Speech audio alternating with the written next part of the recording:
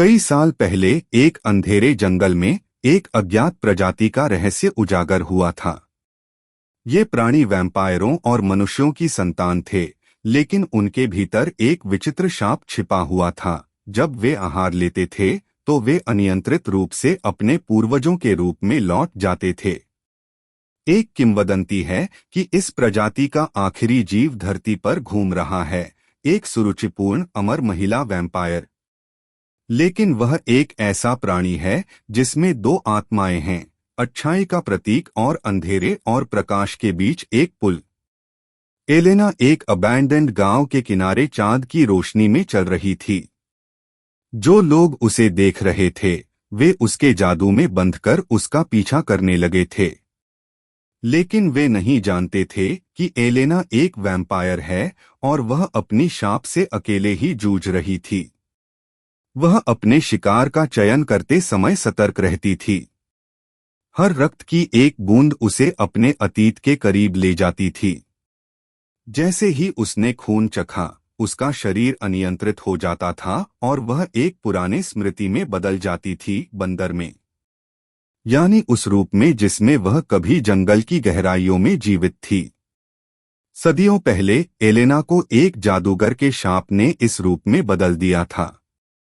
वैम्पायरों के काले जादूगर ने एलेना पर यह शाप डाला था, जिससे वह बंदर से इंसान जैसे दिखने वाली वैम्पायर में परिवर्तित हो सकी थी।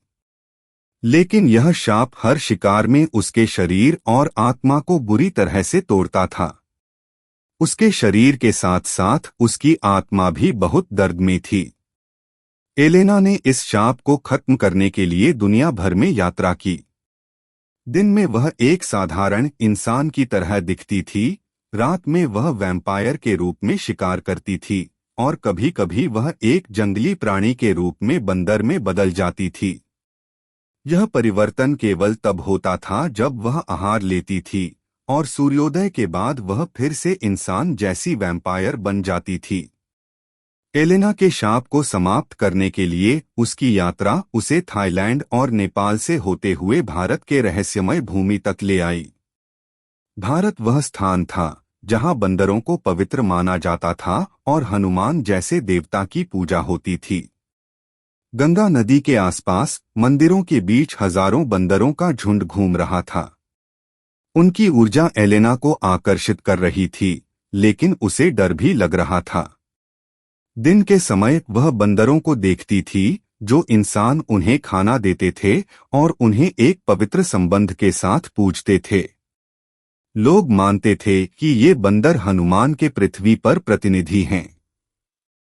लेकिन एलेना उन्हें केवल आसान शिकार के रूप में देखती थी, खासकर जब रात होती थी। एक रात एलेना जंगल की गहराई में चली गई। वह बंदरों की तरह चुपचाप और फुर्तीली थी। वह आसानी से उनके बीच से निकल जाती थी, एक एक करके शिकार करती थी। लेकिन हर रक्त की एक बूंद उसके शाप को सक्रिय कर देती थी। एलेना जब भी आहार लेती थी, उसका शरीर अनियंत्रित रूप से बंदर में बदलने लगता था। इस परिवर्तन के दौरान उसके शिकार किए गए बंदर भी उसके जादू से प्रभावित हो जाते थे। जैसे ही एलेना ने उनके गले में अपने दांत महसूस किए, वे साधारण जीव नहीं रहते थे।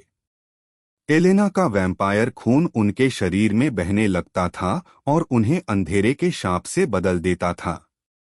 कुछ समय बाद जंगल की गहराई में रक्तलाल आंखों वाले, तेज दांतों वाले वैम्पायर बंदरों का एक झुंड उभर आया। वे अब साधारण बंदर नहीं थे, वे अमर वैम्पायर बंदर बन गए थे। एलेना ने इस वैम्पायर बंदर झुंड के नेता के रूप में जंगल में अपनी जगह बना ली थी, जबकि पास के मंदिरों के लोग इस बदलाव को महसूस करने लगे थे। बंदर अब पवित्र स्थानों पर नहीं आते थे, वे लोगों से दूर रहने लगे थे और रात में आक्रामक हो गए थे। हर रात आसपास के गांवों से लोग गायब होने लगे थे। कुछ लोग इसे हनुमान का गुस्सा मानते थे। भारत की संस्कृति में हनुमान को शक्ति, निष्ठा और सुरक्षा का देवता माना जाता है। लोग बंदरों की पवित्रता की पूजा करते थे, लेकिन एलेना का शाप इस विश्वास को हिला रहा था। लेकिन एलेना को इस पवित्रता का कोई एहसास नहीं था। उसे यह कभी नहीं सूझा कि हनुमान शायद उसकी मदद कर सकते हैं। एक रात जब एलेना शिकार करने के लिए जंगल में जा रही थी तो वह एक ब्राह्मण पुजारी से मिली। पुजारी ने एलेना की आंखों में दर्द और उसके आत्मा के भीतर संघर्ष को महसूस किया। उसने उसे हनुमान की शक्ति और पवित्रता के बारे में बताया और कहा, तुम अंधेरे से आई हो, लेकिन यह भूमि प्रकाश और निष्ठा की रक्षा में है। तुम इस शाप को इस पवित्र शक्ति से दबा सकती हो, लेकिन इसके लिए तुम्हें पहले अपने भीतर के संघर्ष को समाप्त करना होगा। पुजारी के शब्दों ने एलेना के भीतर गूंजना शुरू किया। वह समझने लगी कि हर शिकार के बाद बंदर में बदलने का शाप हमेशा के लिए नहीं रहेगा, बल्कि यह उसका विकास था और उसके भीतर जो जंगली पक्ष था वह नियंत्रण में आ सकता था। अब उसे अपने इस पक्ष को नियंत्रित करना सीखना होगा, अन्यथा वह खुद दुख उठाती रहेगी और उसका शाप पूरे संसार को अंधेरे में डुबो देगा। एलेना द्वारा बनाए गए वैम्पायर बंदर झुंड ने गांवों को धमकाना जारी रखा। लोग इन प्राणियों से निपटने के लिए असहाय थे। एलेना इस विनाश के लिए दुखी थी और उसे गहरी अपराध बोध महसूस हो रही थी। उसने पुजारी से मदद मांगी ताकि वह इस शाप से छुटकारा पा सके, भारत को और उन देशों को जिन्हें उसने शापित किया था, और पूरी दुनिया को फिर से शांतिपूर्ण बना सके। पुजारी ने उसे बताया कि गंगा नदी के पवित्र जल में विशेष रूप से पूर्णिमा के दिन अंधेरे ऊर्जा से शुद्ध करने की शक्ति है। पूर्णिमा की रात एलेना अपने वैम्पायर बंदर झुंड को गंगा नदी की ओर ले गई। अपने नेतृत्व में उसने उन्हें नियंत्रित किया। सैकड़ों वैम्पायर बंदर एक अजीब काफिला बनाकर नदी की ओर बढ़ रहे थे। गांव वाले यह अजीब काफिला देख रहे थे और यह समझने की कोशिश कर रहे थे कि एलेना एक उद्धारकर्ता है या एक खतरा। जब वे नदी के किनारे पहुंचे, पुजारी ने एलेना को मार्गदर्शन किया। समय आ गया है, उसने कहा। नदी के पानी में अपने आप को और इन जीवों को मुक्त करो।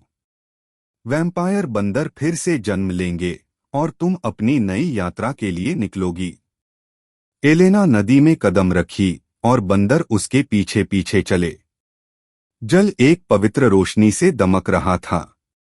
एक एक करके बंदर नदी में डुबकी लगाते गए और उनका वैम्पायर रूप गायब होने लगा। उनकी लाल आंखें चली गईं, उनकी नुकीली दांत सामान्य हो गए और वे फिर से साधारण बंदर बन गए। नदी के मध्य में एलेना ने महसूस किया कि उसकी पूरी जिंदगी उसके सामने से गुजर रही थी। उसका शरीर फिर से बदलने लगा, लेकिन इस बार यह अलग था।